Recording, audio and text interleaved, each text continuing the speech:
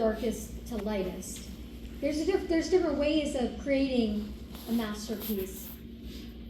Also, the more time that I spend with a painting, the more refined it becomes. So if you look at some of these paintings on the walls, they were not speed paintings. Some of them started off as speed paintings, but this one, obviously I spent a lot of time with this piece. I spent a lot of time. There was a lot that went into this in order to get the detail, the refinement. The lion over here in the middle between Jesus and the eagle, that was a speed painting that I ended up spending a little bit more time detailing. So you can see behind my dad, there's a painting of Love's True Story, highly detailed, same piece. But you see the difference? Mm-hmm. They're both my masterpieces. They're both my work. They both have my signature. Well, this one will have my signature. It's my art. No one can say this painting doesn't belong to Vanessa. It's my art. The same way we belong to the Lord. He writes his signature on our hearts. We belong to him. And also, we have an opportunity to spend more time with him, to allow him to work more on us, to be more like him, to be more refined. We get to be a part of that process, to say, yes, Lord, I want to spend time. Lord, I want to bring this thing to you. So I want you to consider that, like, again, going back to how do you want to show up on that day? Know that you are his. But I hope that you find joy. I hope that you find purpose and an excitement to allow him to refine you. It's a beautiful thing.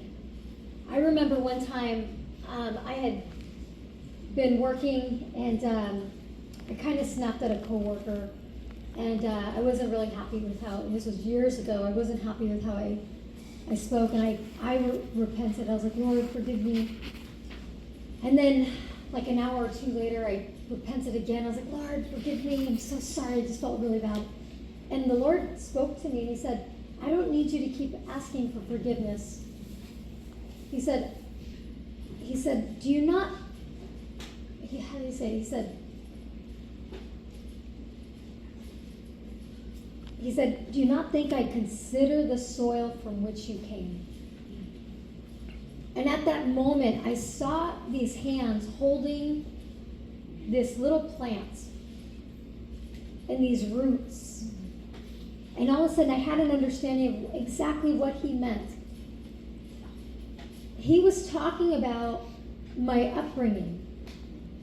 He was talking about my roots, my upbringing, the things I've seen, the things I'm modeling. And he's saying, I consider the soil from which you've come.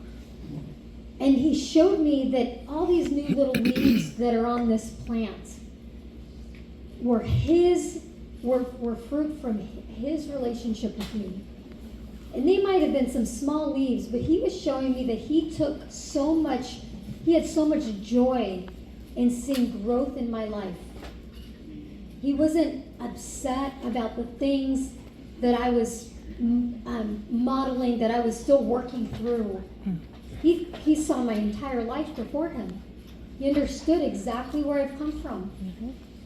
He's like, I consider the soil from which you come, and I delight in the growth that I bring you.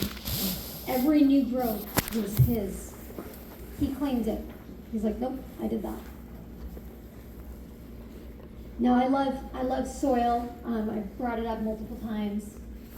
So I love gardening. I have a worm farm. So you know, I have worms.